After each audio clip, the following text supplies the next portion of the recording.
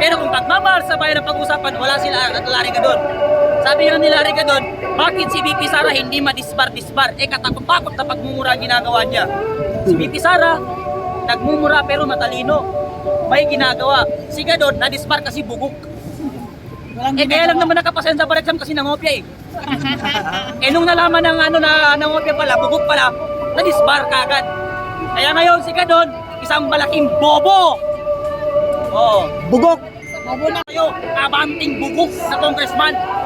Sir, anong masabi mo kay Bam Aquino na sabi niya dito dapat litisin si Tatay Digong? Sino daw? Si Bam Aquino. Dito raw litisin kasi ibig sabihin dito sa Pilipinas, wag daw sa ibang bansa. Yes, Pakulo yan, pakulo. Ano ba tingin niyo, sir? Si PRRD pabalikin dito? Sabi ni Bam Aquino. Sabi mo dapat. Parang pinakita niya na Kasi meron tayong umiiral na batas.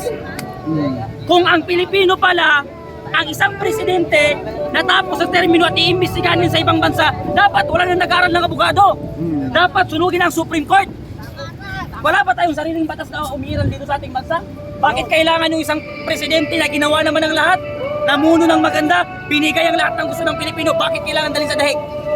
Yan nanay ni Marcos, napakaraming ninakaw, napakaraming nilabag na batas sa Pilipino. Kinukulong ayaw ni PRRD kasi bugok na matanda na.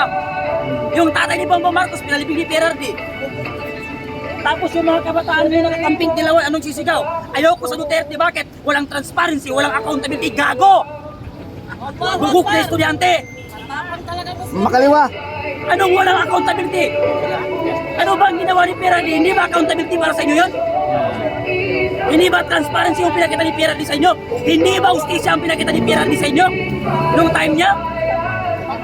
Tapos sasabihin ng estudyante, mamamatay si Duterte, mamamatay tao. Yes! Pag adik ka, mamatay ka. Yang ni-rape ng adik, hindi niya choice na ma-rape siya. Pero yung bugok na adik na pinuprotektahan nila, Risa Ontiveros, Ginawang santo. ng mga kabataan party list, Ginawang santo. choice nila na mamatay sila kasi pinili nila maging adik.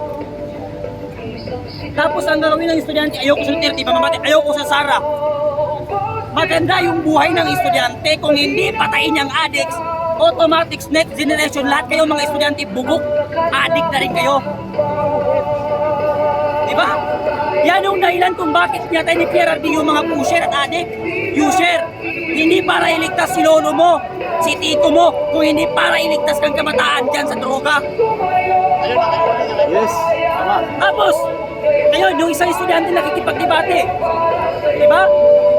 Na dapat daw alisin ang ROTC. Makaliwa yun. Kasi yan daw, marami yung namatay dahil dyan. Wala daw ipinakita na respeto yung ROTC, kaya dapat daw alisin. Isa kang malaking bugok na estudyante. Makaliwa yata. Gusto nila mamundo. Ang tinuturo dyan, disiplina. Tapos kayong mga kakamping, gusto nyo gerahin ng China, tapos ayaw nyo mag-mandatory training. Walang alam. Takbuhan na lang. Takot nga kayong mag-mandatory training, tapos gusto nyo usubin ng China. Diba? Yes. Tapos galit sinabi ni Robin Padilla na ang kabataan mahina. Galit na galit ang mga estudyante. Totoo na mahina ang mga estudyante ngayon. Nadidepress yun ang simple. Tanungin mo estudyante, anong problema, bakit malungkot ka? Nadidepress ako, bakit 50 lang ang baon ko? Di ba? Bakit ka tumalon? Pinarek ako ng jowa ko. So anong tawag mo yun? Hindi ba kahinaan yun? Di ba? Ang gusto ng mga estudyante ngayon, mag-OGT sa taas ng bundok, magpa-recruit sa kabataan party list ni Renico at ni Raul Manuel. Yes. Yan ang gusto nila. Si Kiko Barsaga, sinasabi niya si Bongbong Marcos magnanakaw. Ano ang ginawa ng House of Representatives? Sinuspende. Si Renico harap-harapan ng pag-recruit sa mga estudyante. Bakit hindi masuspende? Diba? Yes. So ibig sabihin, ang gobyerno natin ngayon, bulok na bulok ang sistema. So hindi tayo titigil ng mga Pilipino dahil sa pambababoy nila, pambabastos nila sa karapatan ng bawat Pilipino at pagpapadala nila kay PRRD ng illegal sa dahig. Diba? Andiyan ang Supreme Court. Kataas-taas ang hukuman ng Republika ng Pilipinas, bakit hindi siya dito? Diba? Kung ano naman pala gagawin natin after ng presidente, mamuno, dadalhin sa dahig, huwag na tayo mag-abogado. Pakinggan na lang natin si Soto. Kasi yan si Soto, namuti na ang buhok, hanggang ngayon bugok pa rin. Sir, ano mo, sa tingin mo, sir, si Gadon, ganun din. Kaya Mark, anong motibo ni Bam Aquino? Ay talagang hindi mananalo si VP Sara kung palakyan ng nakaw. Pero kung pagmamahal sa bayan ng pag-usapan, wala sila at Larry Gadon. Sabi nga ni Larry Gadon, bakit si VP Sara hindi madisbar-disbar? Katakot-takot na pagmumura ginagawa niya. Si VP Sara, nagmumura pero matalino. May ginagawa. Si Gadon, nadisbar kasi bugok. Kaya lang naman nakapasen sa bar exam kasi nangopya nung nalaman ng na nangopya pala, bugok pala, nadisbar kagad. Kaya ngayon si Gadon, isang malaking bobo. Oh, Bugok. Bobo ng Pilipinas. malaking bugok, bobo. Pambansang bobo. Dali. Ay, bobo. Pambansang bobo. Isa pa. ng Pambansang Pilipinas. bobo ng Pilipinas, Larry Gadon, bobo. Ano? Saan ka makakitang presidente sabi niya na adik? Ang galing-galing magsalita. Matalino ba yung tatawagin mo? Mabuhay ang mga Pilipinas! Ilan ba ang Pilipinas? 10. Isa lang ang Pilipinas pero milyon ang Pilipino na walang tiwala sa iyo, Bongbong Marcos. Diba? Sino ang pambansang bobo? Larry Gadon. Yan ang pambansang bobo. Sa Pilipinas, Larry Gadon. Sir, may ba tayo? Anong motibo ni Bam Aquino? Bakit nagayag siya na ibalik sa Pilipinas?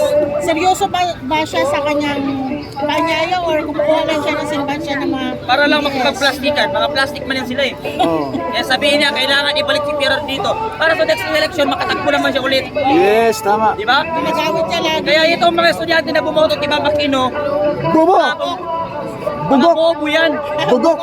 Kaya lang nila binoto si Bam Aquino dahil si Bam Aquino daw ang ng libreng kolehiyo. Kaya nga, si PRRD pirma eh. Ang principal author niyan, libreng kolehiyo na yan, si Ralph Recto. Kaya lang nasali dyan sila Bam Aquino kasi natural, Congress, senator sila eh. Pipirma sila doon. Hindi lang si Bam Aquino ang pumirma.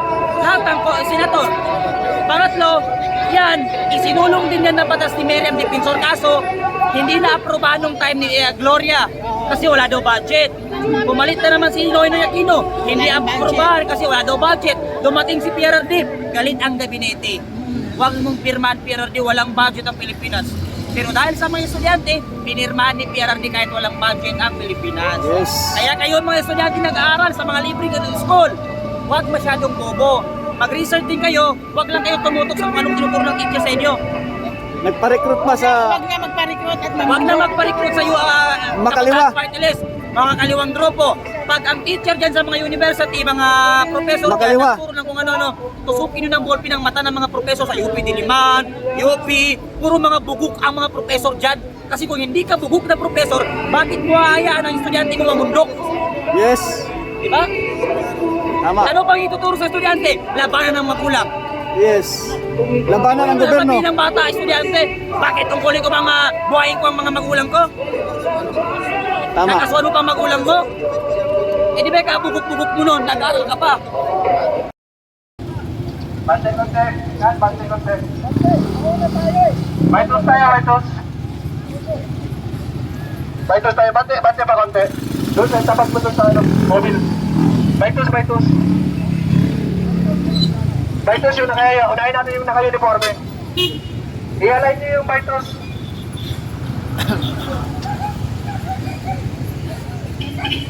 Kaya okay lang hindi naka-live at least ang laki ng tulong natin, di ba? Ay, sobra, grabe!